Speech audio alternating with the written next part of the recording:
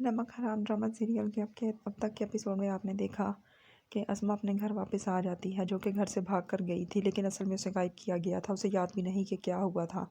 जब वो घर आती है तो सब उसे शक की नज़रों से देखते हैं और सब उससे नफरत करने लगते हैं। और जब सब उससे पूछते हैं तो वो बार बार एक ही बात करती है कि वो भागी नहीं थी, वो अपने कमरे में थी। और जब उसकी माँ उससे पूछती है कि तुम अगर किसी को पसंद करती हो तो बेटा बता दो, तो वो बार बार यही बात करती है कि मैं अपने घर पर थी, मैं अपने कमरे में थी, मैं कहीं नहीं गई। उसे याद ही नहीं कि क्या हुआ है। जब उसकी बहन उसको वीडियो दिखाती है जिसमें वो भाग भाग कर गाड़ी में बैठती है, तो वो वीडियो देखकर परेशान हो जाती है। मुरीद, जिसने कि ये सब कुछ किया, वो अपने मालिक से बदला लेना चाहता है, क्योंकि उसकी माँ ने उसके मालिक की वजह से खुदकुशी की थी। अब अमीन कुरैशी की हर तरफ बेइज्जती हो गई है, वो किसी से नज़रें मिलाने के काबिल नहीं रहा। और अस्मा घर से भाग गई थी, इस वजह से फूफो ने उसकी छोटी बेटी के साथ भी रिश्ता ख़त्म कर दिया है। अमीन कुरैशी जब इस बारे में अपनी बहन से बात करता है तो वो कहती है कि पहले तुम अस्मा का कुछ करो, उसके बाद ही मैं बात करूँगी।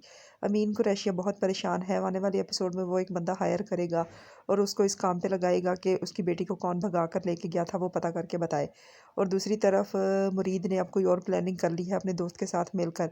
आने वाली एपिसोड में वो इस प्लानिंग को भी सर अंजाम देगा, क्योंकि अगर उसने ऐसा ना किया तो अस्मा जिस कदर डिप्रेस्ड हो गई है वो खुदकुशी कर लेगी, जिसकी वजह से मुरीद सही से बदला नहीं ले पाएगा। मुरीद चाहता है कि वो इस घर के एक एक फ़र्द को मरता देखे। और मुरीद को ये सब कुछ देखकर बहुत खुशी हो रही है, क्योंकि अमीन कुरैशी समझता है कि मुरीद उसका वफ़ादार है, लेकिन वो उसका वफ़ादार नहीं है।